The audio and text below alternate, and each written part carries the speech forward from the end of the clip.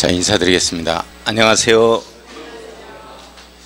자, 지난번에 우리 도시정비법 마무리가 다 안 됐어요. 관리처분 파트 이 부분을 갖다가 마무리 짓고 1시간에 걸쳐서 그리고 오늘 건축법 하겠습니다. 워낙 양이 방대하죠. 우리 선생님들의 협조를 부탁드립니다. 협조를 하면 좀 복습을 좀 많이 해달라는 얘기죠. 숙제 내는 거 좀 숙제해주고 반드시 복습을 해주셔야 됩니다. 양이 워낙 방대한 관계로. 자, 우리가 이제 그 요약집을 보면 관리처분 파트가 나오죠. 129쪽. 자, 이 파트인데 여기 지금 1시간 분량이에요. 이거 마무리 짓고 건축법 들어가죠. 지난주에 이제 우리 기수정수 나오고 정비局지정이 되어지고 조사관인가 나오죠. 그러면서 이제 인가가 3번 나오는데 요 인가가 조사관이었다 해서 사업시행인가, 정확하게는 이제 사업시행 계획을 작성을 해서 인가를 받는 거죠. 사업시행 계획인가.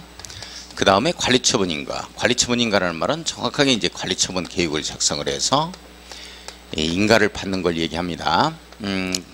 자, 관리처분이라는 것은 권리 배분이죠. 자, 그래서 관리처분이라는 말이 무슨 말이냐? 관리처분 계획을 작성을 해요. 권리 배분 계획을 작성한다는 얘기죠. 관리처분 계획을 작성을 해서 모든 행정계획은 들어주고 도장 찍고 확정 짓고 페이싱의 원칙에 의해서 오픈을 시키는 이런 틀로 갑니다. 자, 그래서 30일 이상 공람하자 이렇게 걸리죠. 30일 이상 공람하자.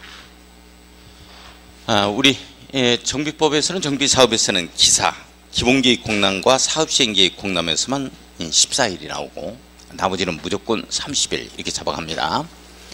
자, 인가 떨어지겠죠. 인가는 시장군수 등으로 시작해서 시장군수 등으로 끝납니다. 시장군수 등에 있어서 인가가 떨어지겠죠. 인가 여부 통보도 뭐 이제 30일이다 이렇게 나와줍니다.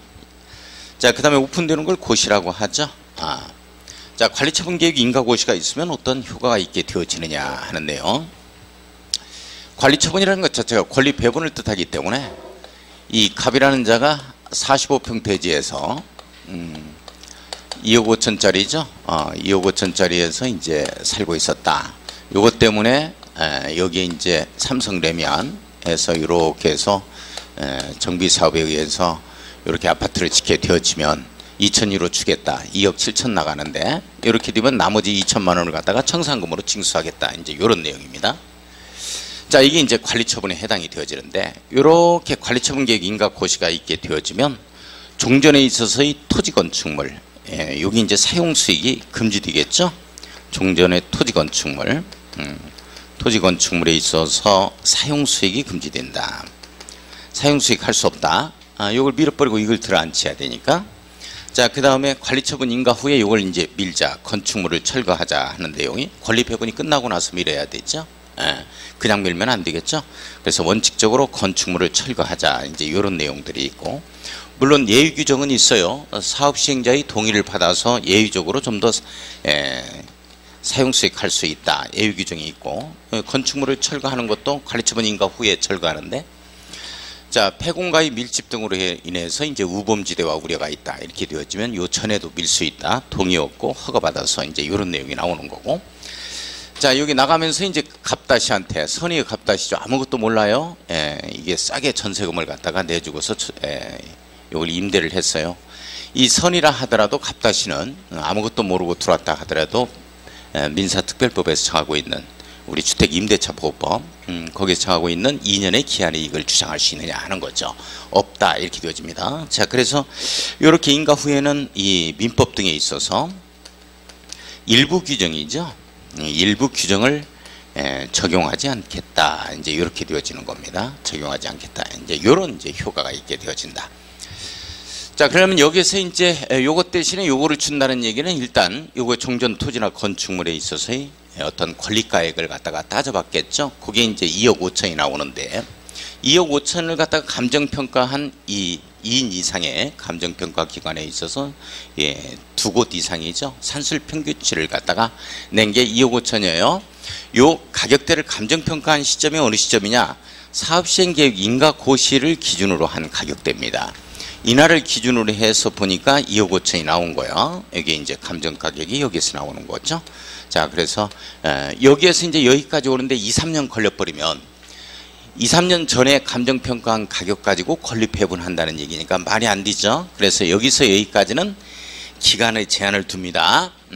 자, 그래서 제가 이런 얘기를 했었죠. 사업시행 인가와 가르쳐본 인가 요 사이에는 이렇게 이제 통신 안테나에 걸린다라고 얘기를 이렇게 했었고, 이 통신이 이게 이제 통지한다 이런 내용이에요. 이게 무슨 내용이냐면 이제 갑에 있어서 이 토지 건축물이 자기 거라는 걸 입증할 수 있는 등기부등본하고 신청서를 갖다가 조합사무실에 제출하라 하고 통지를 합니다. 이 통지가 이제 분양신청 통지 이렇게 되어지겠죠. 자, 이걸 뜯어보니까 뭐가 나오냐면 4월 1일부터 시작해서 5월 27일까지 제출해라, 등기부등본을 제출해라 이렇게 되어집니다. 그렇게 되어지면 이게 이제 우리가 뭐라고 말하냐면 분양 신청 기간이라고 그래요. 서류 제출 기간을 신청 기간입니다. 이런 신청 기간은 이제 조합장이 지멋대로 정한 게 아니고, 요 신청 기간이다 이렇게 되어지면 법적 근거를 두고서 정한 기간이죠. 요게 바로 이제 통사문육에 걸립니다. 그래서 통지한 날부터 이렇게 되죠. 통지한 날부터 30일 이상 60일 이내입니다. 60일 이내에서 정한 기간이 이 기간이 되는 거예요. 이렇게 되어지면 조합 사무실에다가 우리가 이제 서류를 제출한다 이렇게 되어지는 거고, 물론 이제 관리 처분하는데 지장이 없다면 20일 연장할 수 있다 이렇게 이제 나와주는 거죠. 연장. 이 통지는 사업시행계획 인가고시일로부터 사고 그 다음에 12통 이렇게 들어갔죠. 120일입니다. 120일 이내에 통지하자 이렇게 되어지는 거야. 사고 12통 해가지고 이렇게, 그 다음에 요 신청기간은 통사문육에 이렇게 걸리죠. 요거 유지해야 돼요. 자, 그러니까 이걸 갖다가 사업시행계획 인가고시일로부터 120일 이내 통지하자 이렇게 나와야 되는데, 조합설립 인가고시일로부터 120일 이내 통지하자 이렇게 나오면 또 틀리는 거예요. 자, 그 다음에 통사문육 이렇게 걸리니까 통지한 날부터 30일 이상 60일 이내에서 신청기간이 정해지는데, 요걸 사업시행계획 인가고시일로부터 30일 이상 60일 이내 이 기산점을 바꿔버리면 또 틀립니다. 자, 그 다음에 이제 우리가 시공자를 선정하는 데 있어서 기아자동차만 하겠다 하면 조합이 안 나오는 거죠. 그러면 이제 사업시행계획 인가 후에 시공자를 선정할 수 있다 이렇게 되어 있고, 이때 시공자를 선정했을 때는 계약을 체결한 날로부터 이 통지가 120일 이내 통지입니다. 계약을 체결하고 나서죠. 계약을 체결하고 나서 120일 이내에 이 통지하자 이렇게 되어지는 거고, 물론 이제 기아자동차 1인이 해 들어갈 때는 자기가 자기한테 통지한다 뭐 이런 얘기는 또 없겠죠. 자, 그런 거 이제 하나의 신설점으로서 다만 제외한다 이제 이런 얘기가 나와줍니다. 이따 책을 보면서 한번 체킹을 할 거예요. 먼저 스크린하고. 자, 그래서 이제 관리처분계획 인가고시 후에는 이제 이걸 밀어버려야죠. 이걸 밀어버리고 여기에다가 이제 새 아파트를 쫙 들어앉힙니다. 이렇게. 자, 그래서 아파트 단지가 조성이 됐어요. 이렇게 되어지면 이제 준공인가를 받는다라고 표현을 합니다. 준공인가권자는 누구예요? 전부 다 시장군 수등이죠. 시장군 수등에 있어서 인가를 받는다 이렇게 되어지고, 자, 인가가 떨어지면 폐위생 원칙에 의해서 외부로 오픈을 시켜야 돼요. 이걸 공사 다 끝났다 해서 이걸 뭐라고 하느냐, 공사완료 고시라고 한다 이렇게 되어지죠. 공사완료 고시 이렇게 되어집니다. 공사완료 고시. 자, 그런데 이제 시장군수 등이 아닌 사업시행자가 공사를 완료한 경우에는, 정비사업을 완료한 때는 이렇게 이제 준공인가를 받아야 한다 이렇게 떨어지지만, 자, 시장군수 등인 사업시행자가 공사를 정비사업을 완료했을 때는 준공인가 받아야 한다면 틀려요. 자기가 자기한테 준공인가 받는다 이 말은 없죠. 자, 그래서 공사완료 고시를 하여야 한다에 딱 걸리겠죠. 자, 준공인가 공사완료 고시부터는 이제 지체 없이 걸립니다. 지체 없이 걸리죠. 여기에서부터는 이제 지체 없이에 걸린다 이렇게 되어져요. 이걸 14일 뭐 30일 이렇게 60일로 바꾸면 안 돼요. 자, 지체 없이에 걸리죠. 지체 없이 대토 작업을 거쳐서 대토 작업을 거친다. 대가 이제 대지 확정 측량입니다. 대지 확정 측량하고, 그 다음에 토가 이제 토지 분할이죠. 토지 분할 절차를 거쳐서 우리 토지등 소유자 조합원에게 이제 통지를 하겠죠. 소유권 이전합니다 하고, 자, 그래서 이제 통지를 하고서 그리고 이제 소유권을 이전하면 된다 이렇게 되어져요. 자, 소유권을 이전했으면 오픈시켜야죠. 이걸 갖다가 이전고시라고 표현합니다. 이전고시는 소유권 이전고시다 이렇게 해석하면 되는 거예요. 자, 이렇게 되어지면 소유권 이전고시 후에 다음 날 소유권 이전고시일의 다음날 소유권을 취득하죠. 예, 소유권을 취득한다에 걸립니다. 소유권을 취득한다. 예. 자, 권리다 하면은 반드시 이제 다음날 이 말이 빠져버리면 틀려요. 자, 소유권 이전고시 후에 이제 과부족분을 청산해야 되겠죠. 여기서는 2천만 원 더 납부해야 됩니다. 자, 그래서 여기에서 청산금 지급징수가 이루어집니다. 자, 청산금 지급징수는 일괄징수, 일괄교부가 원칙입니다만은, 자, 분할징수, 분할지급할 수가 있는데, 관리처분계획 인가고시부터 소유권 이전고시일까지 분할징수, 분할지급이 가능하는데, 그때는 이제 정관에서 정한다. 또는 총회 의결을 거쳐서 정하고 있다면 분할징수, 분할지급할 수 있다. 이제 이렇게 되어지는 거고. 자, 우리가 이제 지정개발자가 정비사업을 했을 때는 정비사업비의 100분의 20, 20% 범위 내에서 이제 예치하도록 되어 있죠. 그때 예치금 반환 시점이 이 청산금 지급징수가 완료됐을 때 반환합니다. 자, 그 말은 무슨 말이냐면 준공인가 후에 반환한다면 틀려요. 이 지정개발자는 제3개발자로서 우리 시장군수등도 아니고 조합도 아닌 제3개발자이기 때문에 담보 책임을 끝까지 져라 하는 취지에 의해서 이 청산금 지급징수가 끝나고 나서 예치금을 반환한다. 그 내용이 아주 또 중요한 내용이고. 자, 이제 다음날 소유권 취득했으니까 물권 변동이 일어났죠. 그래서 이제 등기를 해야 되겠어요. 등기. 법인 등기라는 것 자체가 촉탁 신청에 의한 일괄 등기입니다. 이 조합원이 개별 등기할 수 있다 하면 틀려요. 자, 등기가 이루어지는데 며칠 내 등기? 주무세요? 지체 없이 등기죠? 우리 도시개발법에서는 며칠 내 등기고 14일 내 등기, 도시개발 사업에서 거기에는 이제 환지 등기 14일 내 등기고, 우리 정비법에 오니까 지체 없이 등기다. 이 부분이 남아 있어요. 이 부분 빨리 한번 체크 한번 해보겠습니다. 책을 한번 봐요. 129쪽 요약집 129페이지입니다. 자, 재료에 분양공고 분양신청 나오죠. 1번 분양신청 통지. 사업시행자는 사업시행인가 고시가 있은 날 밑줄고요. 사자 동그라미 고자 동그라미 터집니다. 사고 12통 이렇게 갈 겁니다. 가로 열고 보면 시공자와 계약을 체결한 날 밑줄 그어놓고 계약 동그라미 쳐요. 사고 12통 개 12통 이렇게 갈 거예요.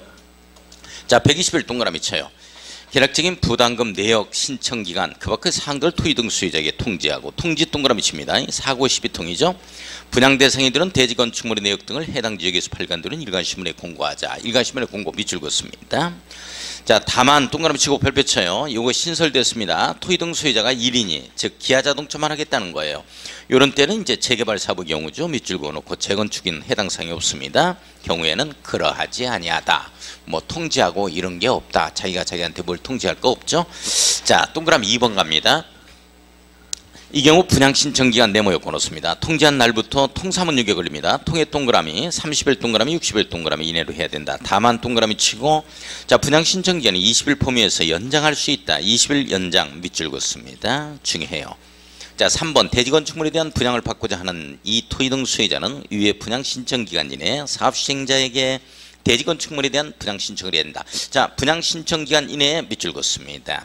분양 신청하자. 그러니까 통사문용에서 정해진 기간이 있을 거예요. 이게 4월 1일부터 5월 27일까지죠. 자, 요때 이제 분양 신청한다. 이런 내용입니다. 자, 동그라미 4번 신설 써놓습니다. 신설. 투기 과일 지구 내에서 5년 이내에서 재투기 들어가는 걸 막겠다 하는 법조문입니다. 예. 자, 투기 과일 지구 네모 엮어놓고 정비 사업에서 관리 처분 계획에 따라 일반 분양 대상자 및 그 세대에 속하는 자는 밑줄 그어요.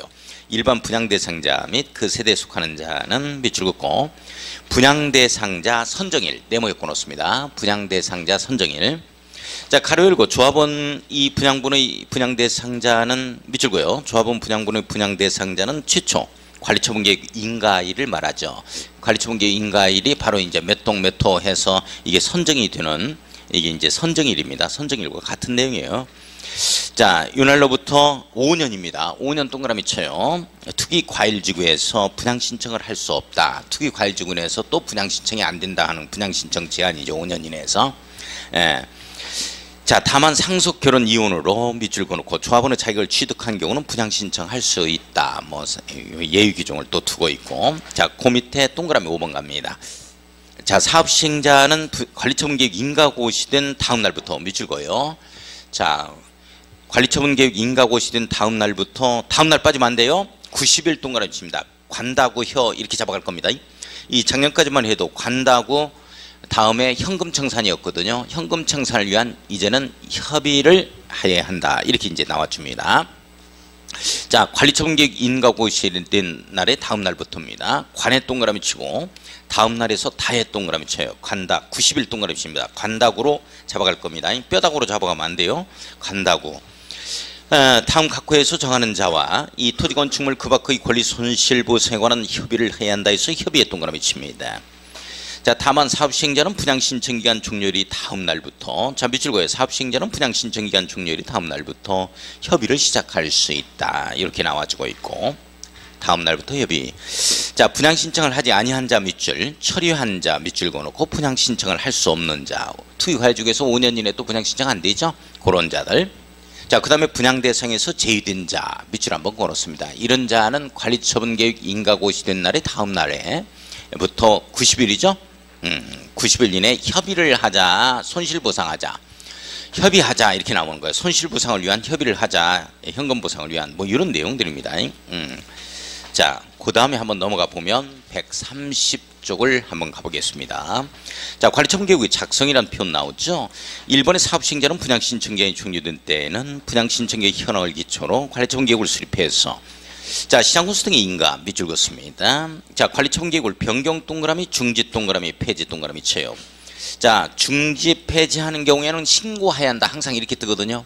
중지 폐지하는 경우에도 뭐 한다? 인가를 받아야 한다. 이런 내용입니다. 자, 다만 동그라미 치고 다음의 경미한 사항을 변경하는 경우에는 시장군수 등에 신고해야 한다. 밑줄 그어놓고 1, 2, 3, 4, 5 묶어놓고 신고사항이라고 써요. 신고사항. 자, 이건 경미한 사항인데 요거는 이제 관리처분계획을 갖다가 변경할 때 경미한 사항으로 변경할 때는 신고다, 인가다, 신고해야 한다에 걸리는데, 여기까지 다 못 외워요 우리가. 이 내용이 조금 더 있긴 한데, 자, 다 외울 수는 없다. 그래도 이제 느낌상 잡아가는 수밖에 없고, 우리가 많이 본 지문이 70% 이상입니다. 거기에서는 이제 우리가 실수를 하면 안 돼요.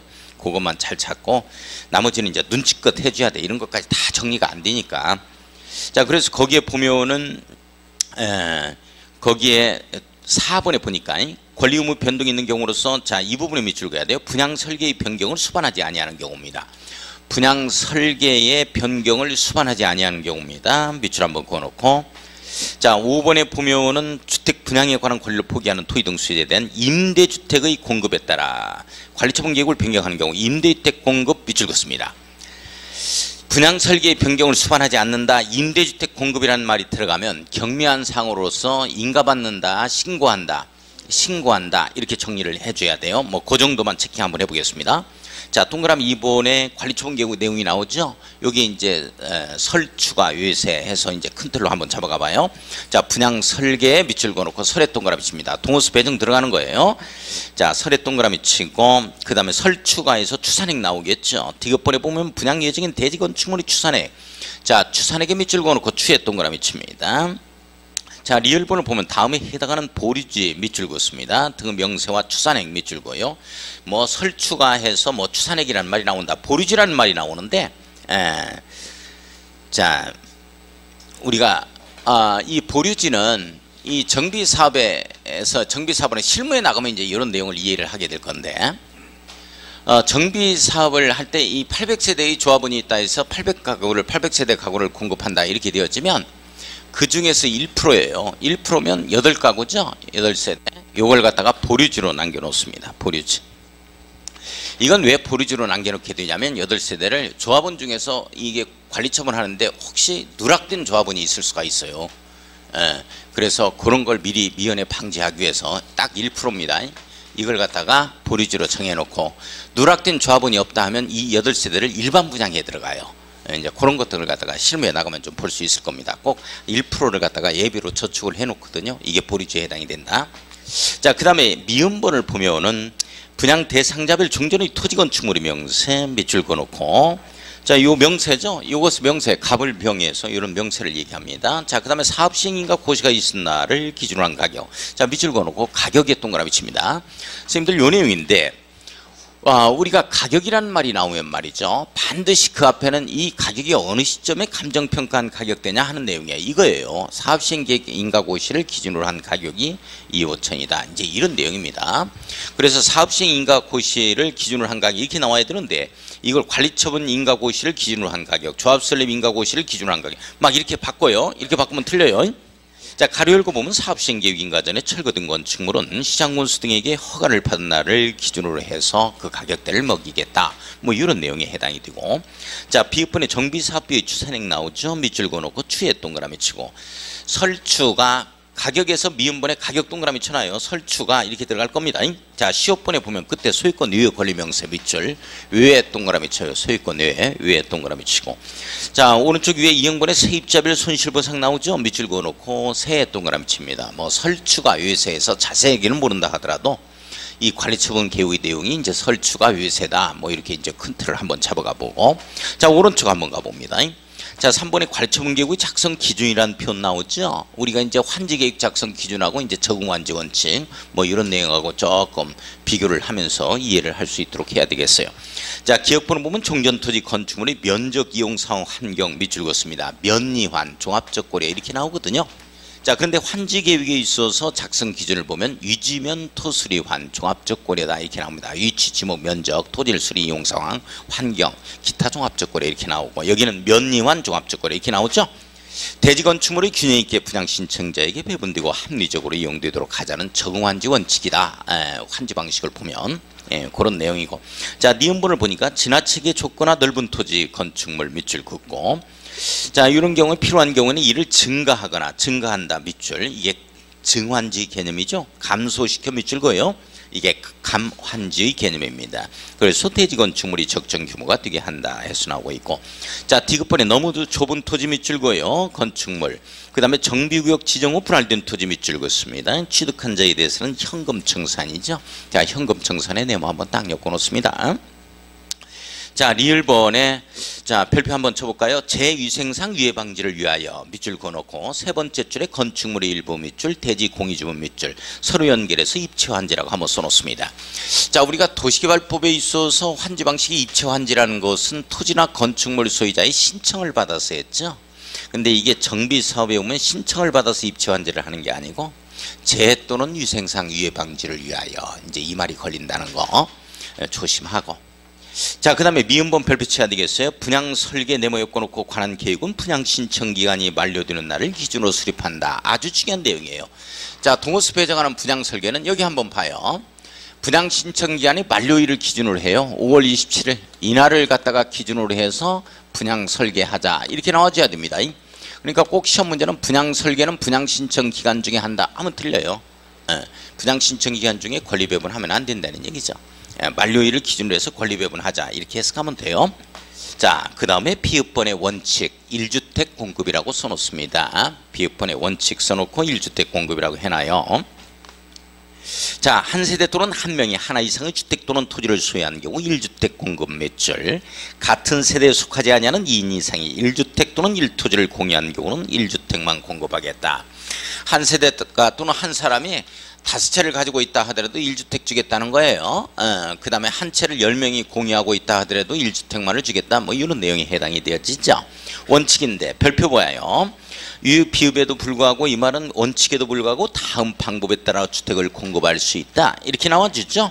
자, 가나 다라 묶어야 되겠어요. 예외라고 써놔야 돼요. 가나 다라 묶어놓고 예외. 지금부터는 예외입니다. 예외.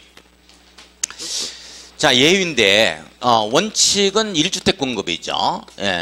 원칙은 1주택 공급인데 지금부터는 이제 예외 규정이 있죠. 예외 규정이에요. 예외 규정이 이제 이렇게 갈 거예요. 줘서 2주택도 주고 3주택도 주니까 줘서 이렇게 가죠. 줘서 이렇게 갑니다. 1주택도 주고 2주택도 주고 3주택도 주니까 줘서 원칙은 1주택 공급인데, 자, 이게 조례로 정하는 수만큼 공급한다. 시도조례로. 그 다음에 소유한 주택 수만큼 공급하겠다. 이런 내용. 자, 2주택 공급하는데 이 중에서 이제 우리가 가격 범위 안에서, 가격 범위 내에서, 가격 이내에서, 그 다음에 전용 면적 범위 내에서 전용 면적 범위 내에서 2주택까지 공급이 가능하다. 6억짜리 다음에 2억짜리 하나, 4억짜리 하나. 자, 그 다음에 60평이다 이렇게 되면 15평 하나, 45평 하나. 그래서 2주택으로 공급할 수 있는데, 자, 그 중에서 반드시 하나의 주택은, 1주택은 전용 면적 60제곱미터 이하로 공급해야 돼요. 그러면서 전매 제한이 3년에 걸리게 되어지는 거죠. 자, 3주택까지 공급하자 이렇게 되어지는 것은 작년 8월 2일까지 서울 강남을 얘기합니다. 서울 강남은 이게 3주택까지 공급을 받을 수가 있었어요. 어디에서? 재건축 사업을 할 때입니다. 사업을 할 때. 자, 이게 이제 어떻게 나오냐면 과밀록제권역에서 이렇게 나와요. 재건축 사업을 할 때, 재건축 사업 세 번째 사업입니다. 이거 할 때는 3주택까지 공급을 받아요.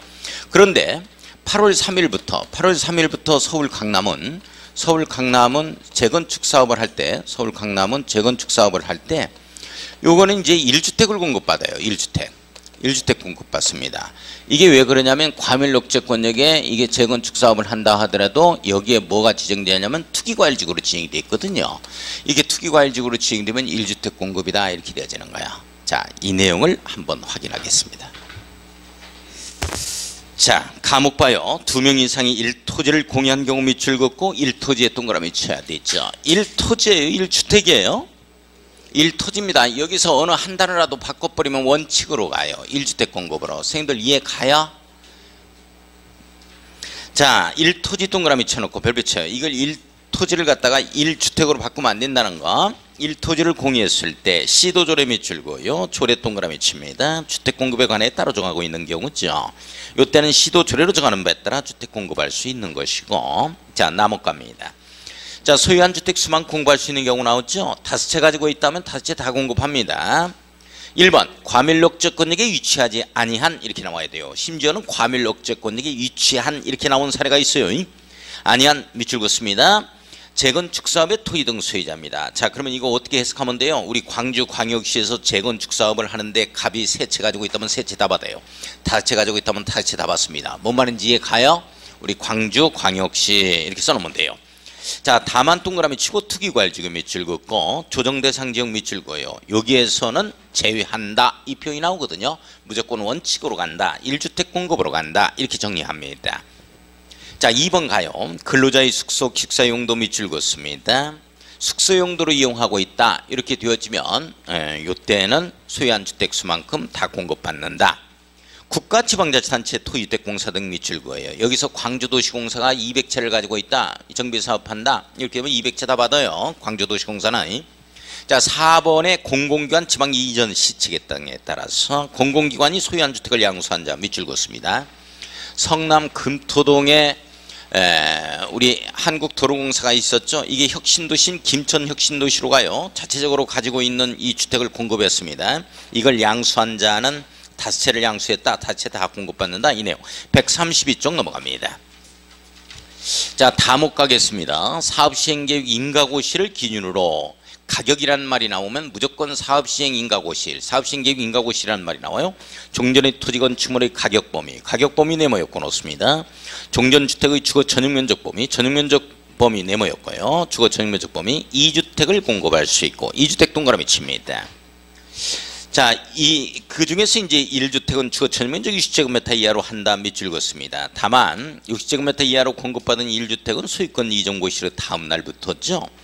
자, 다음 날 빠지면 안 돼요. 예, 다음 날부터 밑줄 그어놓고 3년이 지나기 전에는 밑줄 긋습니다. 전매할 수 있다 없다? 없다. 자, 그러나 뭐 이제 상속은 어쩔 수 없는 거죠. 나목 들어갑니다. 줬어. 2주택도 주고 3주택 이거 갈 거예요. 3주택도 주니까 줬어. 이렇게 들어가요. 자, 3주택 갑니다. 라목을 보겠어요. 과밀록제권역에 위치한 재건축 사업의 경우에는 밑줄 긋습니다. 자, 과밀록제권역에 위치한 재건축 사업의 경우 밑줄 긋고 이게 바로 이제 8월 2일, 작년 8월 2일까지 서울 강남이라고 써놓습니다. 자, 토지 등 소유자죠. 요거 이제 3주택까지 공급을 받아요. 소유한 주택 수입 범위에서 3주택까지 공급할 수 있다. 이 내용. 자, 이 내용이 무슨 말이냐? 그러니까 서울 강남에 8월 2일까지 작년 8월 2일까지 5채를 가지고 있었다면 3채까지만 받겠다. 이런 내용이거든요.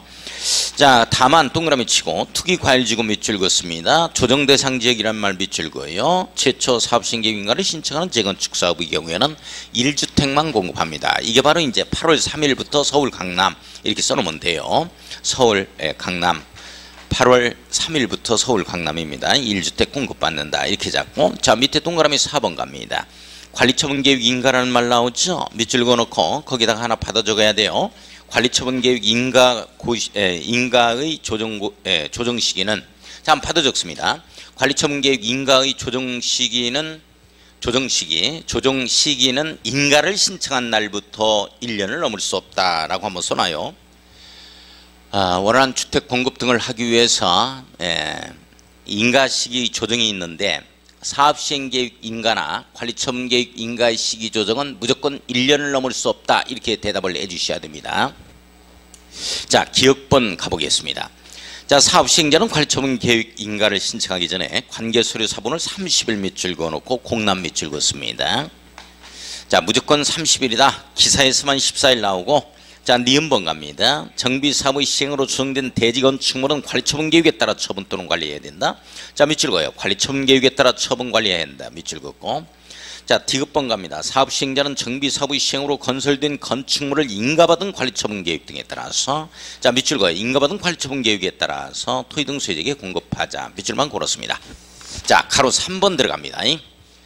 권리 산정 기준일이죠. 토지 등 소유자의 수익 증가, 조합원 수익 증가, 사업성이 없는 걸 미리 차단하겠다는 내용. 자 이래서 이제 이런 때는 이제 권리 산정에서 제외하겠다, 배제하겠다, 또는 현금 정산하겠다, 뭐 이런 내용인데, 이게 지금 우리 도시개발법에서 했던 내용하고 똑같습니다. 자 한번 보겠습니다. 1번 동그라미 1번. 정비사업을 통하여 분양을 받을 이 건축물이 다음 각 호의 어느 하나에 해당하는 경우에는 정비역 지정고시가 있은 날 밑줄 그었습니다. 동그라미 1번. 자 시도의사가 투기 억제를 하기 위해서 기본계획 수립 후 정비역 지정고시 전에 따로 정하는 날이 있죠. 이걸 기준이라 그래요. 기준일 밑줄 그어놓고 동그라미 2번입니다. 이 다음 날을 기준으로 건축물을 분양받을 권리를 산정하겠다 하는 내용 밑줄 한번 그어놓습니다. 1, 2, 3, 4 딱 묶어요. 토지 등 소유자 조합원 수 증가로 인한 사업성이 없는 경우, 자 기준일 다음 날부터 이제 배제하겠다, 뭐 이런 내용입니다. 자 1번을 보니까 분할되는 경우 여러 개 필지로 분할 동그라미 쳐야 돼요. 자 2번은 단독 다가구가 다세대주택에 밑줄 긋습니다. 거꾸로 가면 안 돼요. 다세대주택은 이제 구분 소유권이 인정되는 공동주택에 해당이 되어지죠. 따라서 다가구 주택은 단독이고 다세대주택은 공동으로 전환이 되면 구분 세대 수가 이제 늘어나니까 이런 경우 사업성이 없죠. 이런 걸 미리 막겠다는 취지입니다. 자 3번을 보면은 두 번째 줄에 각각 분리 소유 밑줄 그어놓고, 4번을 보면 두 번째 줄 끝에 증가한다는 말 동그라미 쳐. 이걸 감소로 바꿔서 한번 나온 사례들이 있어요. 자 오른쪽에 갑니다. 지분형 주택은 놓아두고 시험 문제 출제되는 영역은 아니니까 우선 133쪽 제일 밑에 5번. 건축물 등의 사용수익 정지 및 철거라는 표현 나오죠. 자 요거 할 거예요. 요거. 자 요거 할 겁니다. 요거. 종전 토지나 건축물을 갖다가 사용수익할 수 없다는 거, 관리처분인가 고시일부터 이제 소유권 이전 고시일까지 예외 규정이 있어요. 한번 보겠습니다. 자 1번 종전의 토지 건축물의 소유자, 지상권자, 전세권자, 임차권자 등 권리자는 관리처분계획 인가고시가 있은 때에는, 자 밑줄 한번 그어요. 관리처분계획 인가고시가 있은 때에는 이전고시가 있는 날까지 이 종전의 토지 건축물을 사용하거나 수익할 수 없다. 밑줄 한번 그어 놓습니다. 자 밀어버려야 되니까요. 다만 동그라미 치고 다음 어느 하나에 해당하는 경우는 그러하지 아니하다. 자 그러하지 아니하다는 말은 더 사용 수익할 수 있다는 얘기죠. 거기에 사업시행자의 동의를 받은 경우에 밑줄 그었습니다. 사업시행자의 동의를 받은 경우 밑줄. 그러니까 시험이 어떻게 나오냐면, 사업시행자의 동의를 받는다 하더라도 관리처분계획 인가고시가 있을 때에는 종전 토지 건축물을 사용수익할 수 없다 이렇게 뜨거든요. 그러면 틀려요. 자 동의 받는다면 더 사용수익할 수 있다 이렇게 정리합니다. 그 다음에 손실보상이 완료되지 아니한 경우 밑줄 그어놓고, 그건 시험 문제 나온 사례는 없고. 자 동그라미 2번 가요. 사업시행자는 관리처분계획 인가를 받은 후 기존 건축물을 철거해야 된다. 기존 건축물 철거하자에 밑줄 한번 그어놓습니다. 자 기존 건축물을 철거하자. 관리처분 인가 후에 건축물 철거하자 이 내용인데, 이게 이제 2010년대 부산 김길태 사건 때문에 예외 규정이 생기게 됩니다. 그 내용을 한번 보겠습니다. 134쪽 제일 위에 동그라미 3번이 바로 예외 규정이에요. 예외라고 한번 써놓고, 자 사업시행자는 다음 어느 하나에 해당하는 경우에는 기존 건축물의 소유자의 동의, 시장군수 등의 허가를 받아서 동의 밑줄, 허가 밑줄 받아서 해당 건축물을 철거할 수가 있어요. 관리처분 인가전이라 하더라도. 자, 이 경우 건축물의 철거는 밑줄 긋습니다. 토지 등 소유자로서의 권리 의무에 영향을 주지 아니한다. 밑줄 긋습니다. 그러니까 이게 없다 하더라도 권리 배분하는데 관리 처분하는데 지장 없도록 하겠다는 내용이에요. 밑줄 한번 그어놓고 권리 의무에 영향을 준다, 주지 아니한다, 주지 아니한다 이렇게 정리합니다. 자, 2번이에요. 폐공과 밀집으로 범죄 발생 우려가 있는 경우는 그냥 밀어버리겠다. 관리처분인가 전이라도 이런 내용. 자, 1번에 보니까 붕괴 안전사고 우려가 있다. 밑줄 한번 그어놓습니다. 자, 오른쪽 135쪽 시공보증 들어갑니다.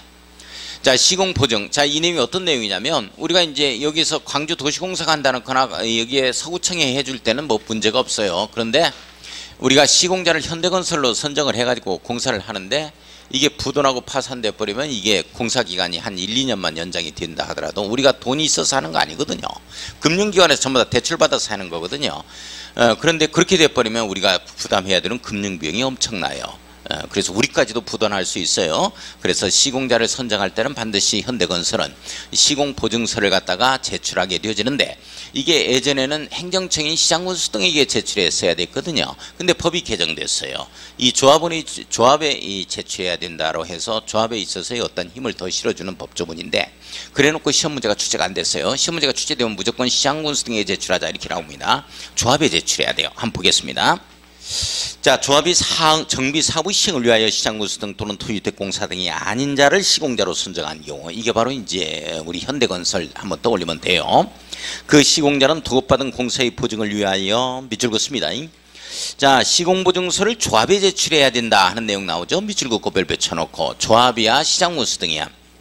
조합입니다. 이걸 시장군수 등으로 바꿔서 나와요. 별표 한번 쳐놔요. 자, 준공인가 들어갑니다. 1번 시장군수가 아닌 사업시행자는 밑줄고요. 이걸 어떻게 바꿔서 시험 문제가 나왔냐면 시장군수인 사업시행자는 이렇게 바꿔서 나왔어요. 시장군수가 아니어야 되죠. 아닌 사업시행자는 정비사업에 관한 공사를 완료한 때는 시장군수 등이 준공인가를 받아야 한다. 밑줄 그었습니다. 그러니까 시장군수 등이 했을 때는 준공인가 받아야 한다는 말을 하면 안 돼요. 자기가 자기한테 이거 없죠. 이거 해야 된다 이렇게 나와야 돼요. 공사완료고시 해야 된다 이렇게 나오겠죠. 자, 동글배기 2번 갑니다.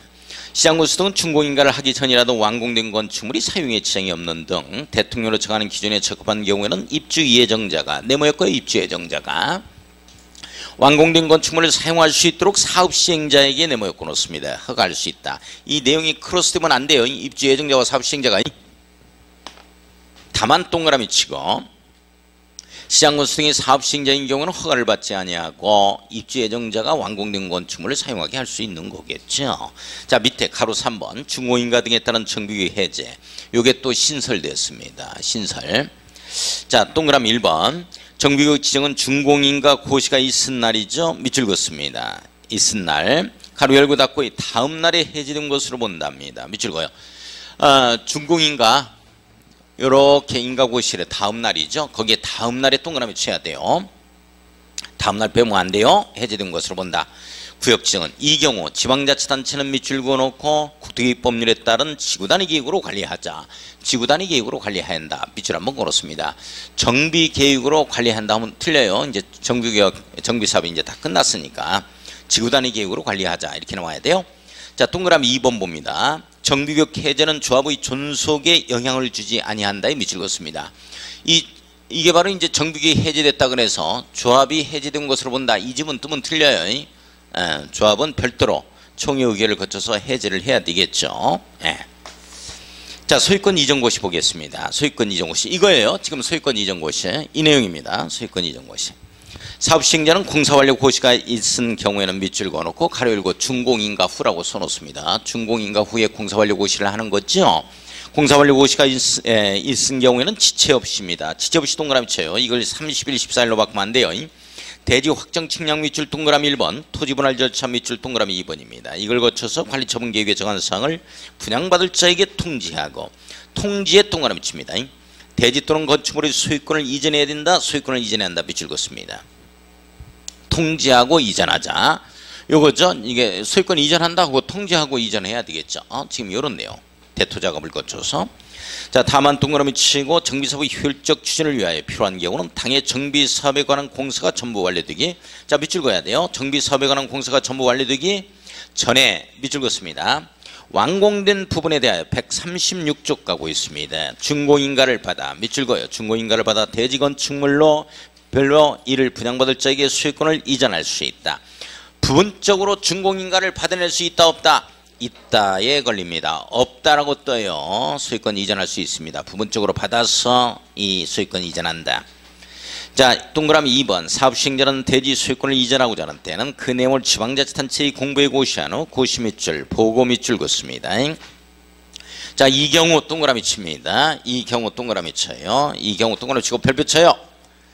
이 경우 동그라미 치고 별표 쳐요. 대지 건축물을 분양받을 자는 고시가 있은 날의 다음 날입니다. 밑줄 그어놓고 다음 날에 동그라미 쳐야 되겠죠. 그 대지 또는 건축물에 대한 소유권을 취득한다 밑줄. 자, 소유권 취득하는 시점입니다. 이거예요. 다음날 소유권 이전 고시로 다음날 소유권을 취득한다. 이렇게 되는 거죠. 자, 등기 청산금 들어갑니다. 1번 사업시행자는 이전 고시가 있은 때는 지체 없이 동그라미 치고 별표 쳐야죠. 자, 이걸 14일, 30일, 60일로 바꾸면 안 돼요. 자, 지체 없이입니다. 대지 및 건축물에 관한 등기를 등기 밑줄 그어요. 자, 등기소에 촉탁 신청해야 한다. 밑줄 그었습니다. 지방보건 지원. 자, 며칠 내 등기한다? 지체 없이 등기한다. 정비사업은. 자, 2번 갑니다. 정비사업에 관한 소유권 이전 고시가 있은 날부터 등기가 있을 때까지는 저당권 등의 다른 등기를 하지 못한다. 타등기 제한이라고 써놓습니다. 자, 우리 정비사업에 있어서 이 타등기 제한은 완전 금지적 효과가 있습니다. 우리 도시개발 사업에 타등기 제한이 나오죠. 거기에는 이 등기 원인이 있다면 등기할 수 있다. 그러하지 아니하다. 이런 말이 있어요. 자, 그렇습니다. 거기는 완전 금지적 효과는 아니고 그건 원활한 도시개발 사업 마무리가 주목적이고 여기에는 등기 원인이 있다 해도 안 돼요. 완전 금지적 효과입니다. 자, 그 다음에 3번 청산금 동그라미 칩니다. 청산금 동그라미 쳐놓고 원칙 일괄징수 일괄지급이라고 써놓습니다. 찔끔찔끔 줄 수 없어요. 일괄징수 일괄지급 원칙 이렇게 써놓습니다. 자, 대지 또는 건축물을 분양받은 자가 종전에 소유하고 있던 토지 건축물의 가격과 분양받은 대지 건축물의 가격 사이에 금액의 차이가 있는 경우에는 사업시행자는 이전고시가 있은 후입니다. 밑줄 그어요. 이전고시가 있은 후. 이건 소유권 이전고시 후죠. 그 차액에 상당한 금액 청산금을 갖다가 징수하거나 분양받을 자에게 지급하자. 이 내용이에요. 소유권 이전고시 후에 청산금 지급 징수가 이루어진다. 이 내용이죠. 자, 그 다음에 4번 들어갑니다. 사업시행자는 정관 등에서 분할징수 분할지급을 정하고 있거나 밑줄 그어요. 정관 등에서 정하고 있거나까지 밑줄 동그라미 1번. 총회 의결을 거쳐 따로 정한 경우 밑줄 동그라미 2번입니다. 관리처분 계획 인가 후부터 이전고시가 있은 날까지 일정 기간별로 분할징수 분할지급할 수 있다. 밑줄. 우리 정비사업에 있어 분할징수 분할지급은 정하고 있을 때 정관에서 정한다. 또는 총회 의결을 거쳐서 정하는 경우에는 분할징수 분할지급이 가능합니다. 그러나 도시개발 사업에서는 분할징수 분할지급이 어떻게 나왔어요? 옳지. 이자를 붙인다면 100% 합격입니다. 거기까지 알고 있어도 거기까지 몰라도 되는데 거기까지 알고 있으면 뭐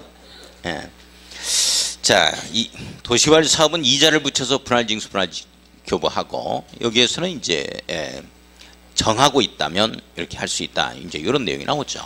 자, 동그라미 5번 갑니다. 시장구수 등인 사업시행자는 청산금을 납부할 자가 이를 납부하지 않은 경우 지방세 체납처분에 따라서 징수할 수 있다. 이 말이 무슨 말이에요? 강제징수할 수 있다. 이렇게 나옵니다. 강제징수할 수 있다면 맞는데 강제징수할 수 없다 하면 틀립니다. 자, 시장군수 등이 아닌 사업시행자는 시장군수 등에게 청산금 징수를 위탁할 수 있는데요. 위탁에 동그라미 칩니다. 위탁 수수료라고 써놓고 얼마죠? 100분의 4. 100분의 4. 원칙 위탁수수료 공법상 100분의 4입니다. 써놓습니다. 자, 6번입니다. 청산금을 지급받을 권리 또는 징수한 권리는 권리니까 다음날 들어가야 돼? 빠져야 돼? 들어가야죠. 이전고실이 다음날부터입니다. 밑줄 그어요. 소유권 이전고실이죠. 다음날부터. 다음날 동그라미 쳐요. 빠지면 틀립니다. 권리니까. 5년간 동그라미 칩니다. 행사하지 않으면 소멸한다. 우리 공법상 채권 소멸시효 무조건 몇 년이에요? 5년입니다. 자, 7번 봅니다. 정비계획 있는 토지건축물의 저당권을 설정한 권리자는 사업 시행자가 저당권이 설정된 토지건축물의 소유자에게 정상금을 지급하기 전에 압류 절차를 거쳐서 저당권을 행사할 수 있다. 이 목적물의 가치적 변형물에도 저당권의 효력은 미친다는 물상대유를 설명하고 있습니다. 물상대유라고 써놓습니다. 가능하다. 정상금에 대해서 물상대유권을 행사할 수 있다는 내용이 있죠. 자, 이렇게 해서 이론 정리가 끝났습니다. 문제 마무리 짓겠습니다. 한 10분 이내에 마무리 짓죠. 자, 문제.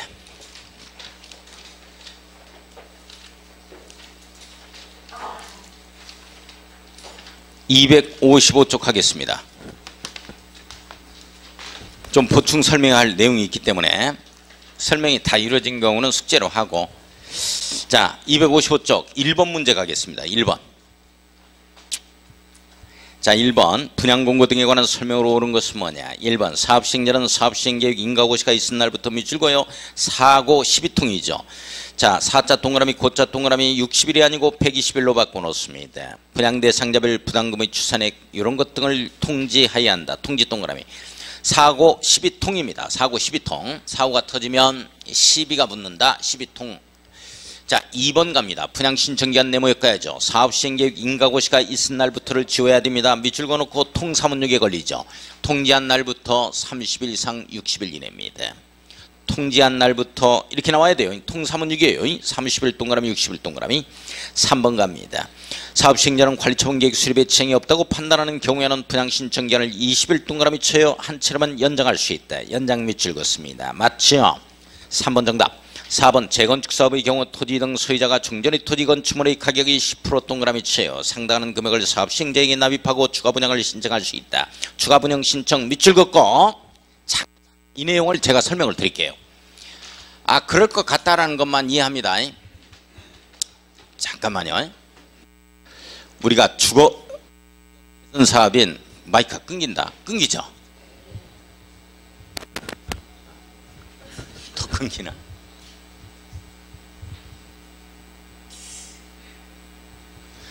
자, 정비사업을 보면 세 가지가 있잖아요.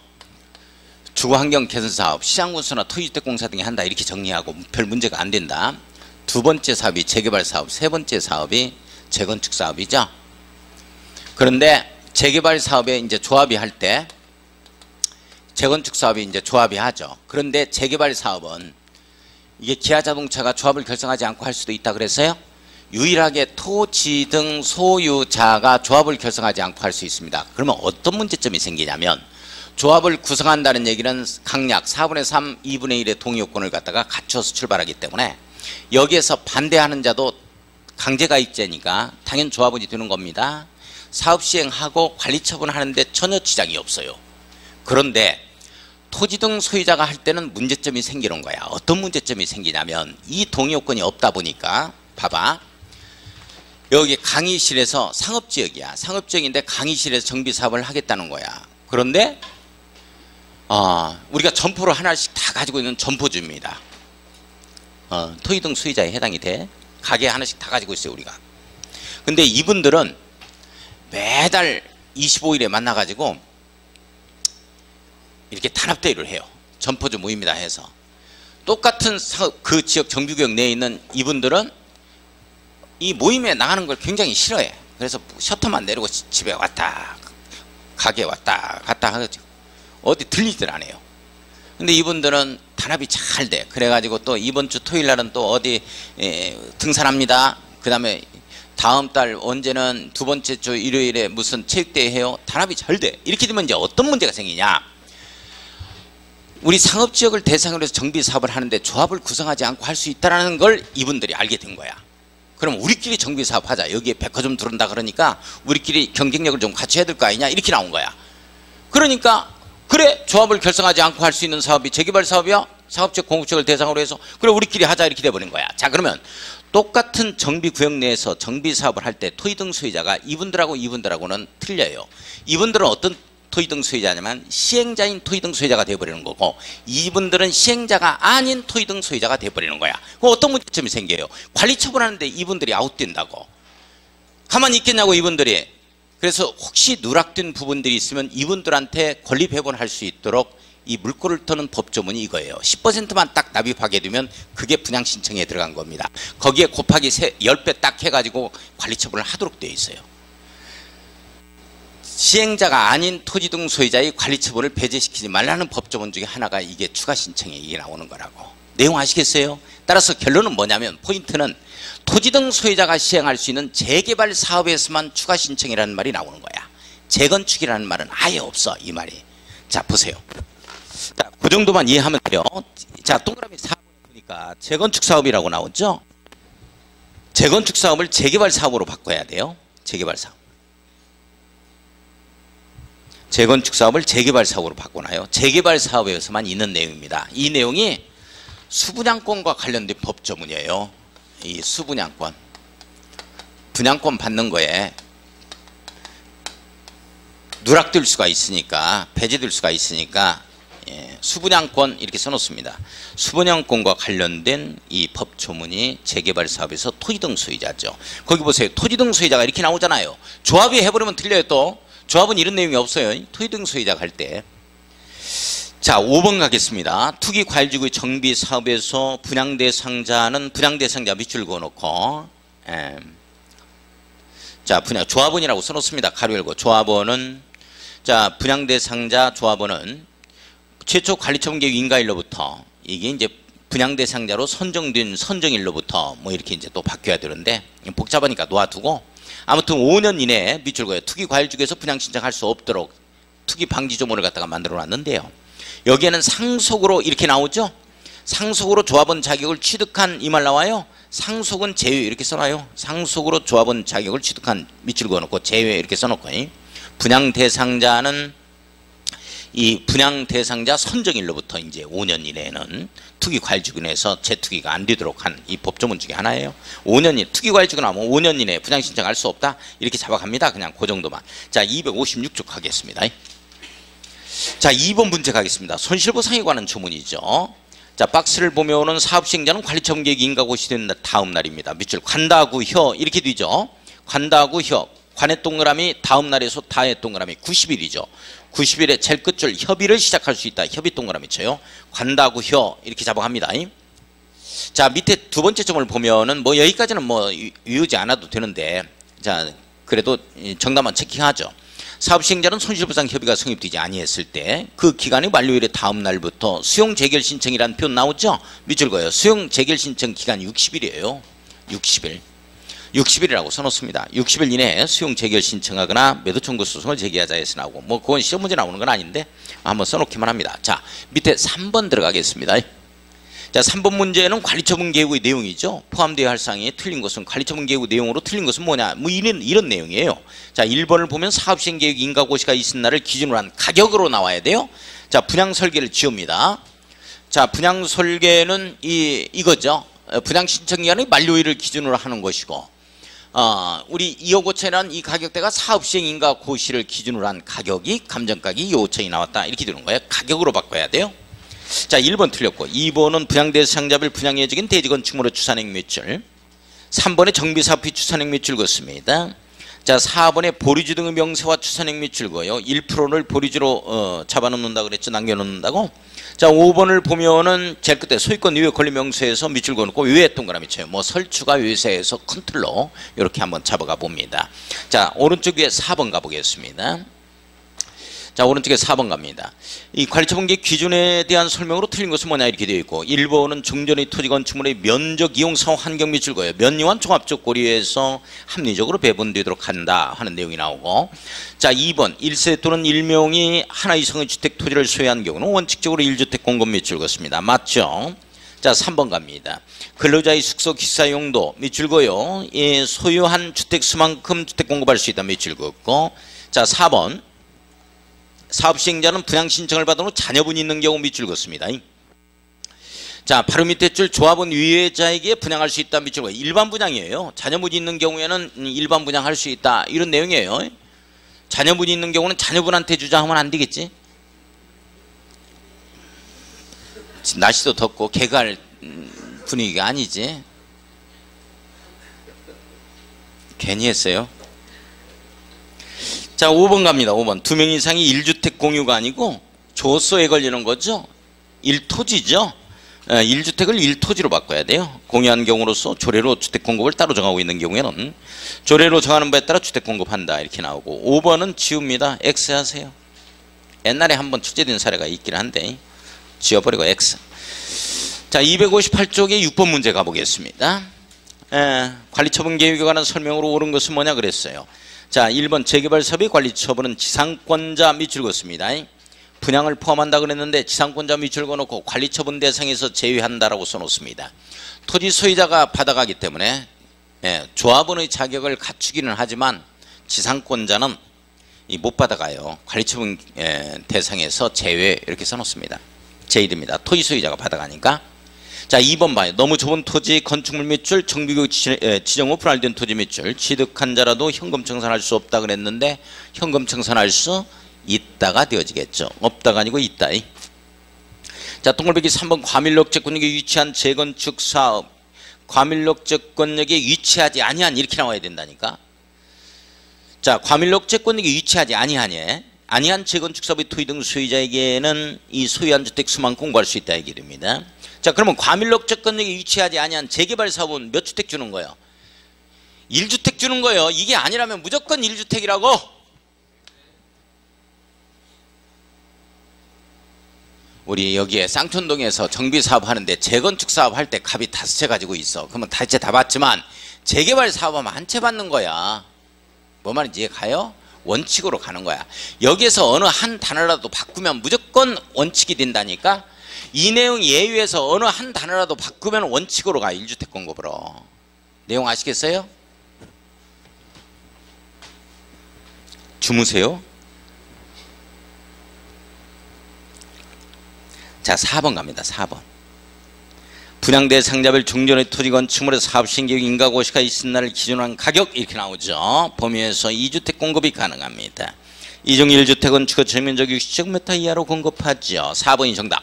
자, 5번입니다. 60제곱미터 이하로 공급하던 1주택은 소유권 이전고시로 다음 날부터 5년이 지나기 전에는 전매를 할 수 없다. 이렇게 되어 있어요.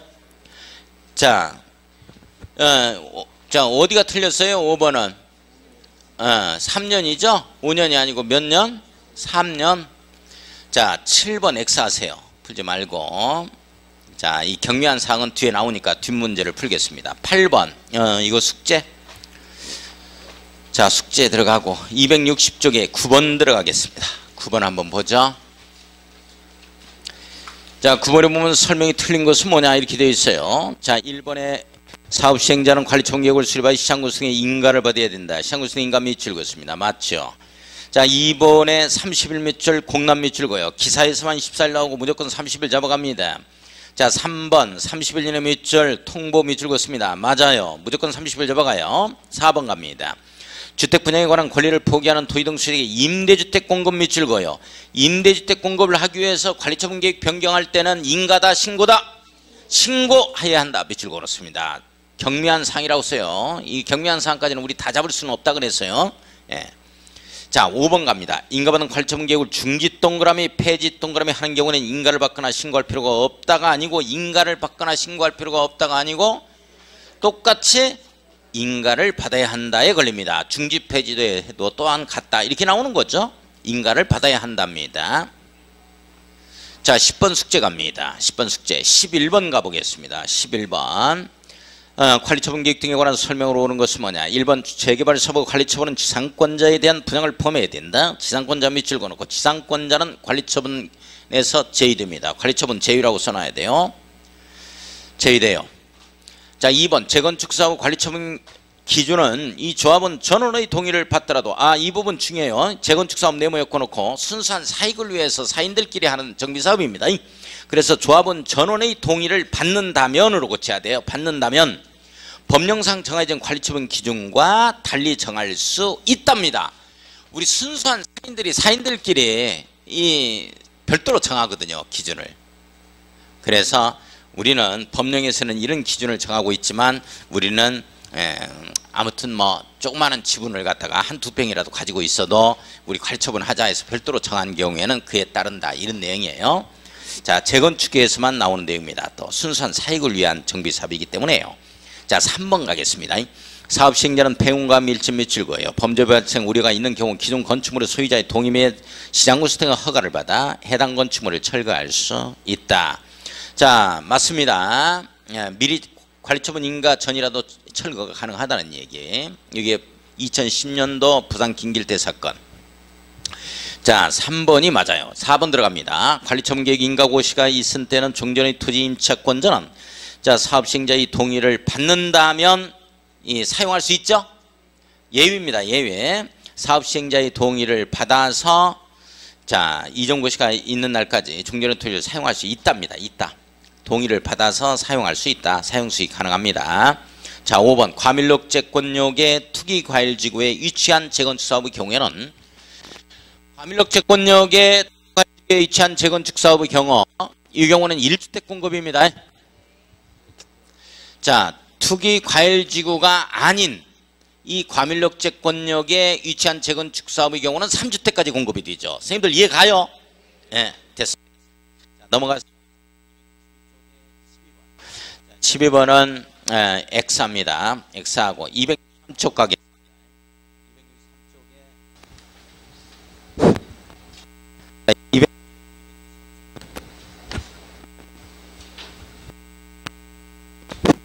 자, 1번 봐요.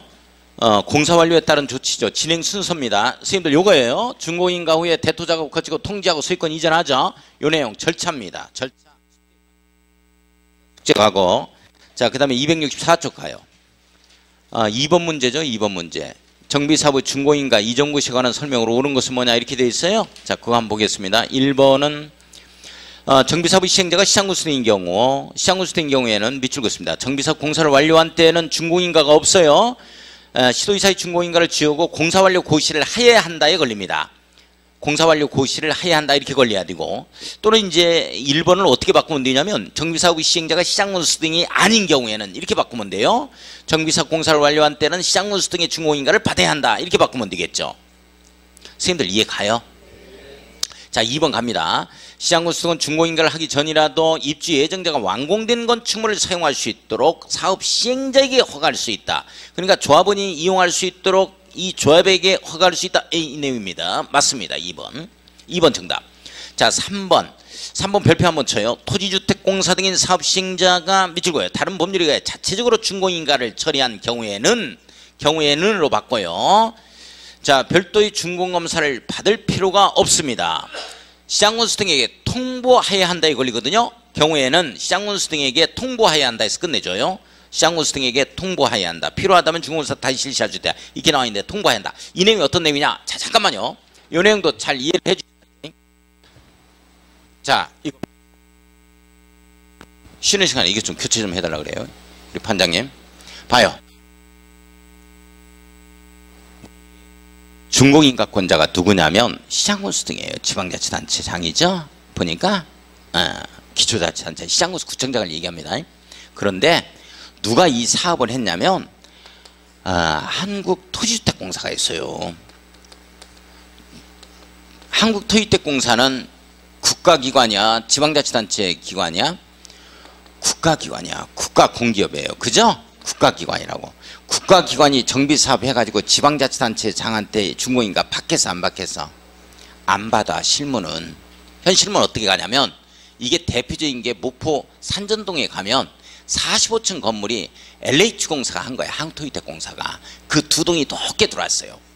목포에 있는 건축물이 이 높은 건축물이 광주시에 있는 건축물 높은 건축물보다 거기에가 있다니까. 목포가 더 높다니까.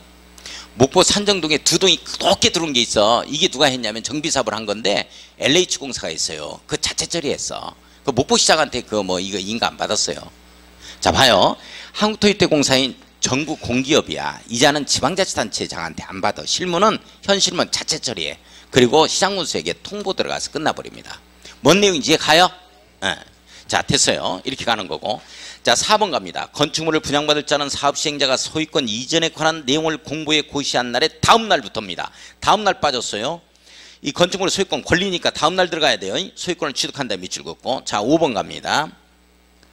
자, 5번을 보면은 이 관리처분 계획을 수립하는 경우 정비구역 지정은 준공인가 고시가 있은 날에 다음 날 해제된 것으로 보는 거죠. 자, 다음 날 빠졌네요. 다음 날 해제된 것으로 보고 해제된 지역은 이때 지구단위 계획으로 관리해야 되죠. 자, 3번 숙제 들어갑니다. 자, 4번 보겠습니다. 여기 정비사업의 청산금이죠. 관한 설명 옳은 것은 뭐냐 이렇게 되어 있어요. 자, 1번 보면 사업시행자는 정관 등이나 총회 의결에서 정하고 있다면 정하고 있다면 이전고시 전에 청산금을 분양 대상자에게 지급할 수 없다 그랬는데 이 분할 지급이 가능하죠? 분할 지급할 수 있다. 자, 사업시행자는 정관 등이나 총회 의결에서 정하고 있다면 이전고시 전에 이 청산금을 분할 지급할 수 있어요. 그래서 분양 대상에 지급할 수 없다 그랬는데 있다. 예외적인 규정이죠. 원칙은 일괄징수, 일괄지급입니다만은. 자, 2번 가요. 청산금을 징수할 권리는 이전고시라 다음 날이라니까. 다음 날 빠져 있죠. 다음 날부터 5년간 행사하지 않으면 소멸한다 해서 이전고시로부터 다음 날 빼먹었고. 자, 3번은 사업시행자는 청산금을 일시금으로 지급해야 되고 분할 지급해서는 아니 된다 그랬는데 분할 징수가 가능하죠. 하다. 자, 4번은 정비계획에 있는 건축물의 저당권을 설정한 권리자는 이 사업시행자가 그 건축물의 소유자에게 청산금을 지급하기 전에 압류 절차를 거쳐서 저당권을 행사할 수 있어요. 물상대위권을 얘기하고 있는 거죠. 자, 4번이 맞고 이 5번은 청산금을 납부할 자가 이를 납부하지 않냐는 경우 시장호수 등인 사업시행자는 지방세 체납 처분에 따라 징수할 수 있죠. 강제징수가 가능합니다. 강제징수 할 수 있답니다. 자, 그 다음에 비용부담 이거 하지 마세요. 이런까지 하면은 안 됩니다. 우리가 많이 보았던 지문이 70% 이상 나오니까. 자, 조금 쉬었다가 건축법 하겠습니다. 이거 좀 교체 좀 부탁드립니다.